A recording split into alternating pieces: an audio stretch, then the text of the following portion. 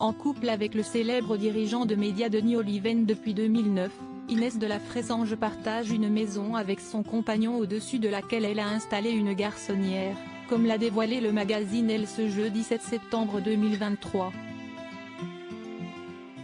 Visage incontournable du milieu de la mode depuis maintenant plusieurs décennies, Inès de la Fressange possède l'une des plus belles carrières de l'histoire du mannequinat. Côté vie privée, l'ancienne égérie de la marque Chanel a vécu en couple avec l'homme d'affaires et marchand d'art italien Luigi D'Urso durant de longues années. Après leur mariage en 1990, ils sont devenus les parents de 2 filles. La première, baptisée Naïm Marie, est née le 27 février 1994, tandis que la seconde, prénommée Violette Marie, a vu le jour le 6 août 1999.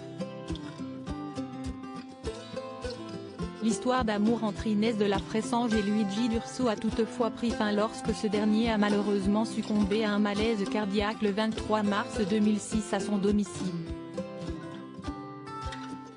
3 ans après la mort de son mari, qui était âgé de seulement 55 ans, Inès de la Fressange a retrouvé l'amour dans les bras du puissant dirigeant de médias Denis Oliven.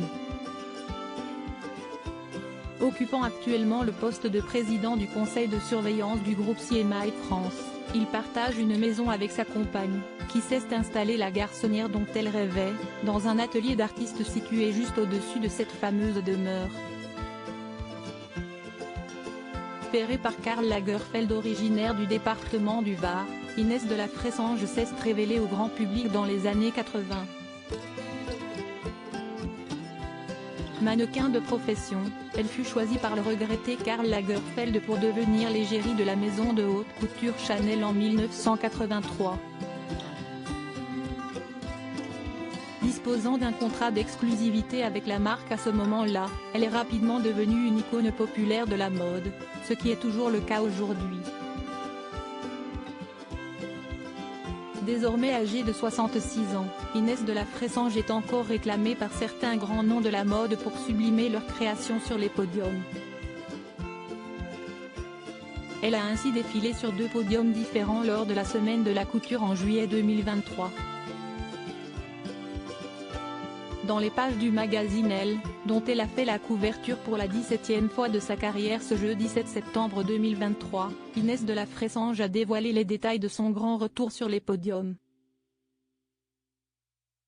En février dernier, mon agent m'a fait savoir que Balenciaga souhaitait me booker pour sa prochaine collection.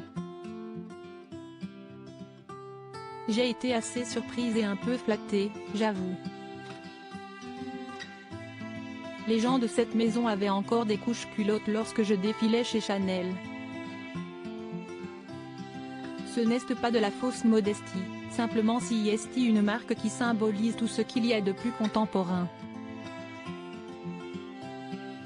J'ai douté, craignant d'être grotesque, un peu ridicule à mon âge. Ma carrière de mannequin s'est arrêtée il y a 40 ans. Mais face à l'enthousiasme de mon entourage, j'ai accepté. Par pure vanité et pour faire plaisir à mes filles, a expliqué Inès de la Fressange.